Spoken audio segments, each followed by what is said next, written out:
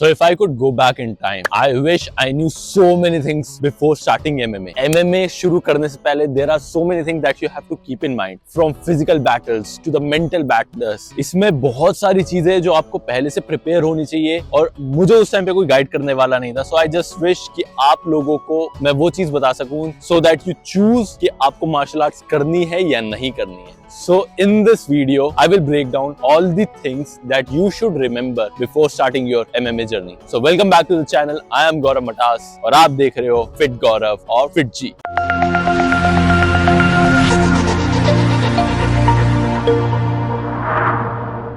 So इस video के अंदर मैं आपको 5 पॉइंटर्स बताऊंगा जो आपको याद रखने हैं before starting your MMA journey. सबसे पहली चीज, कंडीशनिंग इज एवरीथिंग. कंडीशनिंग बहुत इंपॉर्टेंट है. जब मैंने भी एमएमए की शुरुआत की थी तब आई थॉट कि सिर्फ ये टेक्निक्स और स्किल्स का गेम है. Until my first sparring session happened, जिसके अंदर I figured out कि अगर आपकी कंडीशनिंग अच्छी नहीं है, and conditioning can happen in multiple ways. एक होती है कि आपके forearms वगैरह, your ability to take attacks is strong. That is one form of conditioning. The other form of conditioning is also that your stamina is good. You can endure for a longer period of time. क्योंकि जब आप एक sparring में जाते हो, एक fight के अंदर जाओगे तो 3-3 मिनट का जब राउंड होगा, उस 3 मिनट कोई खड़ा नहीं रह पाता है. आप नॉर्मल अपने किसी एक फ्रेंड के साथ स्पारिंग करके देखो, 1.5 से 2 मिनट के अंदर हालत बुरी हो जाती है. So first thing is that you have to be very focused on conditioning. आपको चोट खाने की आदत डालनी पड़ेगी. You will have to get beaten a lot. आपको अपने forearms को ट्रेन करना पड़ेगा, leg को ट्रेन करना पड़ेगा, chest को ट्रेन करना पड़ेगा. You can do small. आप एक छोटा सा wooden object लेके उसको regularly attack कर सकते हो अपने hand पे,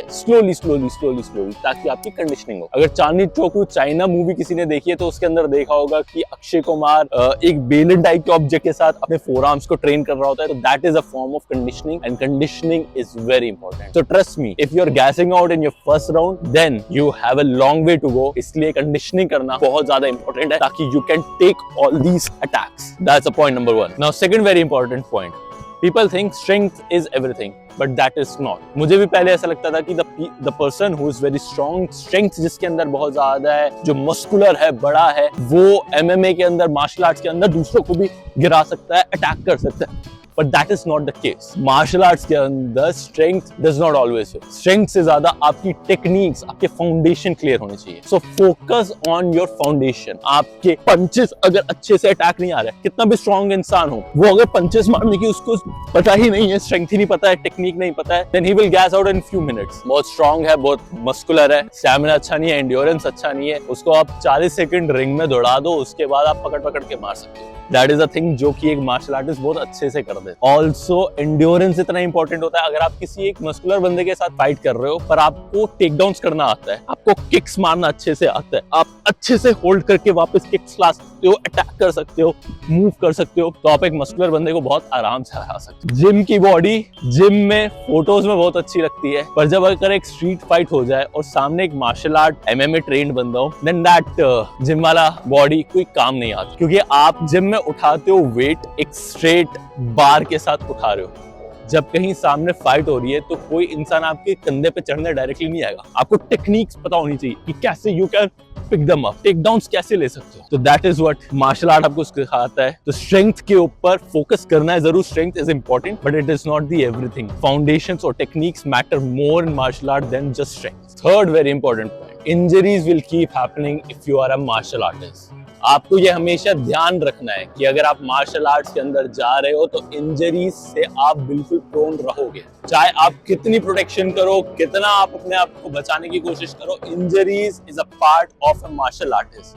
टाइम के अंदर मेरे एक पैर में लिगामेंट टियर है, फिर कभी ना कभी कुछ ना कुछ छोटी मोटी इंजरीज होती रहती है, कभी बैक में पेन हो जाता है, कभी कुछ हो जाता है, but that is a part of martial arts and that is the beauty of martial arts. क्योंकि ये हर किसी के लिए नहीं बना है, ये सिर्फ उन लोगों के लिए बना है जो इतने टफ हैं कि वो इंजरीज के बाद भी डेली खड़े हो सकते हैं, डेली लड़ सकते हैं.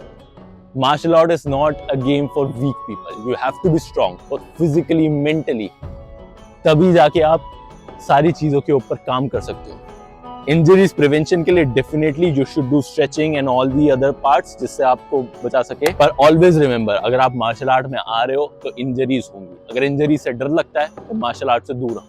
Now fourth very important point, martial art is more of a mental game than a physical game. आपको मेंटली ज्यादा स्ट्रांग रहना पड़ेगा। आप बेसिक टेक्निक्स आपके ट्रेनर आपको सिखा सकते हैं, पर मेंटली जब तक आप स्ट्रांग नहीं होगे, when you can not do training for at least 4-5 hours every day, आपको डेली ट्रेन करना होगा, डेली उस ग्राइंड में जाना होगा, थके हो, परेशान हो, तब भी वो ट्रेनिंग करनी होगी, तभी जाके आप मार्शल आर्ट्स के अंदर आगे सक्सीड कर सकते। अगर नहीं कर सकते ये मेंटल ट्रेनिंग, मेंटली फोकस बहुत होना पड़ेगा, डिसिप्लिन होना पड़ेगा, डाइट के ऊपर ध्यान देना पड़ेगा, ट्रेनिंग के ऊपर ध्यान देना पड़ेगा, स्पारिंग के ऊपर ध्यान देना पड़ेगा, अपने अंदर का डर निकालना पड़ेगा, तब जाके ये आप मार्शल आर्ट में सक्सीड कर सकते हो। And that is a learning that you should keep before starting MMA. एक बिगिनर के लिए ये चीज बहुत याद रखने की जरूरत है कि फिजिकल ट्रेनिंग से ज्यादा मेंटल ट्रेनिंग इंपॉर्टेंट रहेगी।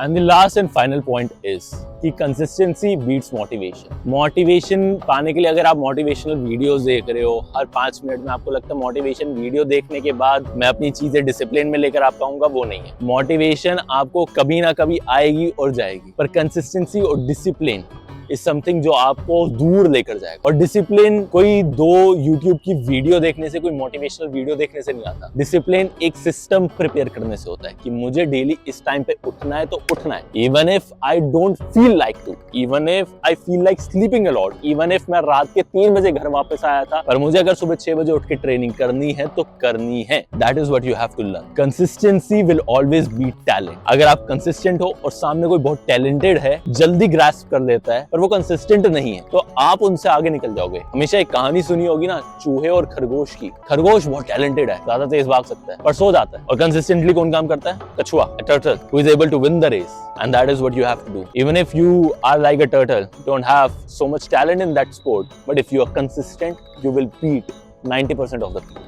And that is what our goal should be. हमें अपने वर्जन से बेस्ट बनना है, और वो सिर्फ और सिर्फ कंसिस्टेंसी से ही आएगा। So these are the 5 pointers जो मुझे लगता है हर किसी को MMA शुरू करने से पहले पता होना चाहिए। I wish मुझे भी पता होता, but you guys are here, Fit G, Fit गौरव के चैनल के ऊपर, and I will keep sharing all these insights with you so that आप जब MMA की ट्रेनिंग के अंदर जा रहे हो या फिटनेस जर्नी को शुरू कर रहे हो, तो you know a lot of things about it. And I want to make sure कि I keep providing you good content every week. तो उसके लिए थोड़ा सा मेरा मोटिवेशन बना दो, मुझे कंसिस्टेंट कर दो by liking this video, subscribing to this channel, and I love you all. Peace out. Just become strong, and we want to make this nation a fitter nation so that a fit body consists of a healthy mind. Thank you. Peace. See you in the next video.